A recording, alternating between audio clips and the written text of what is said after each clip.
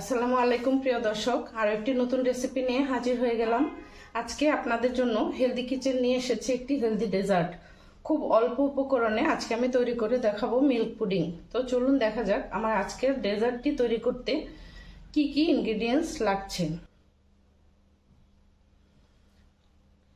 প্রথমে আমি নিয়ে নিয়েছি 500 গ্রাম দুধ। 500 গ্রাম দুধকে আমি জাল করে কমিয়ে নিয়েছি। এখানে আছে বড় কাপের 1 কাপ, 250 গ্রাম আছে কফি পাউডার, চিনি, অর্গানিক এগার এগার পাউডার এবং মিল্ক পাউডার। দিয়ে দিচ্ছি দুধটা। যেহেতু আমি আগে থেকেই দুধটা জাল করে কমিয়ে নিয়েছি, এখন আর জাল করতে হবে না। দিয়ে দিচ্ছি 2 টেবিল চামচ চিনি। এখানে 2 টেবিল চামচ গুঁড়া দুধ আছে, আমি পুরোটাই দিয়ে দিচ্ছি। প্রিয় দর্শক, এখানে আমি 2 চা চামচ এগার এগার পাউডার ঠান্ডা পানিতে গুলিয়ে নিয়েছি। এবার আমি দিয়ে দিচ্ছি।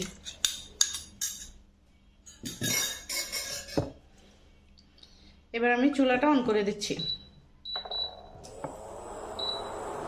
যেহেতু এগার এগার পাউডার দেওয়া আছে, তার জন্য ঘন ঘন নাড়তে হবে, তা না হলে দুধটা গরম হতে হতে এগার এগার পাউডারটা তলানিতে জমে যেতে পারে এবং তলায় লেগে যেতে পারে। প্রিয় দর্শক, দুধটা পুরোপুরি ফুটে উঠেছে সুন্দরভাবে। এখন আমি একটু অপেক্ষা করব একটু ঘন হয়ে আসার জন্য।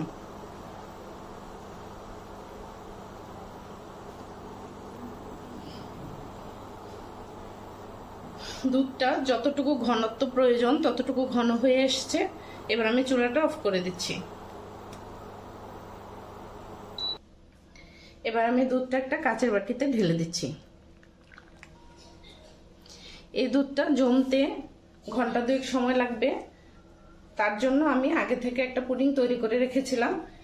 এখন আমি দেখিয়ে দিচ্ছি পরবর্তী স্টেপটা কি হবে। আমি একটা সিরাম তৈরি করব, তার জন্য প্রথমে দিয়ে দিচ্ছি 1 কাপ পানি। দিয়ে দিচ্ছি 1 চা চামচ এগার এগার পাউডার।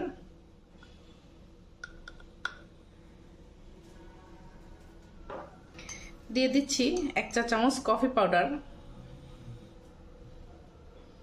দিয়ে দিচ্ছি 2 চা চামচ চিনি।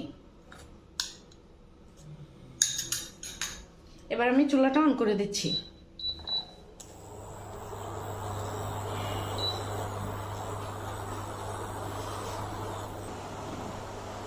সিরামটা ভালোভাবে ফুটে উঠেছে, একটু ঘন হওয়ার জন্য আমি অপেক্ষা করব। প্রিয় দর্শক, আমার সিরামটাও তৈরি হয়ে গেছে। এবার আমি চুলাটা অফ করে দিচ্ছি। প্রিয় দর্শক, আমি বলেছিলাম যে আমি আগে থেকেই একটা পুডিং তৈরি করে রেখেছিলাম। যেহেতু 2 ঘন্টা মতো সময় লাগে জমাট বাঁধতে, তার জন্য আমি আগে থেকে এই পুডিংটা তৈরি করে রেখেছিলাম এবং জমে গেছে।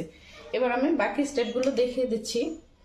আমি এখানে কফির একটা সিরাম তৈরি করেছি, এটা আমি উপরে দিয়ে দেব এবং অপেক্ষা করব এটা জমে যাওয়ার জন্য। আমি আর্টিফিশিয়াল কোনো ফুড কালার ব্যবহার করিনি, আমি কফি দিয়ে ডিজাইনটা করে দিচ্ছি।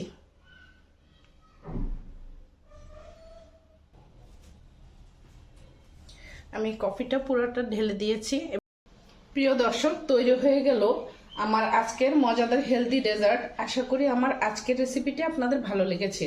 যদি ভালো লেগে থাকে তাহলে লাইক কমেন্ট করতে ভুলবেন না। আজ এই পর্যন্তই। ভালো থাকবেন, সুস্থ থাকবেন, হেলদি কিচেনের সাথে থাকবেন। আসসালামু আলাইকুম।